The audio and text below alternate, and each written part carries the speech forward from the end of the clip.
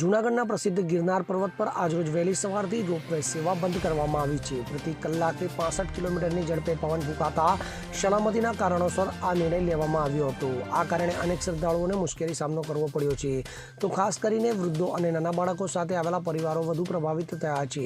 કેટલાક શ્રદ્ધાળુઓએ પગપાળા ગિરનાર ચડવાનો માર્ગ પસંદ કર્યો છે, જ્યારે કેટલાક લોકો રોપવે સેવા ફરી શરૂ થવાની રાહ જોઈ રહ્યા છે. તો ગિરનાર અને આસપાસના ગાઢ જંગલોને કારણે આ વિસ્તારમાં પવનની ગતિ વારંવાર થઈ રહી છે. તો આ અગાઉ પણ ભારે પવન અને વરસાદના કારણે અનેક વખત રોપવે સેવા બંધ રાખવી પડી છે. તો સત્તાવાળાઓએ જણાવ્યું કે પવનની ગતિ ધીમી પડ્યા બાદ જ રોપવે સેવા શરૂ કરવામાં ફરી આવશે.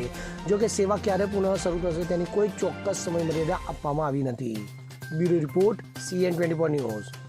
હવે જુઓ દેશ દુનિયાની તમામ ખબરો તમારી આંગળીના ટેરવે.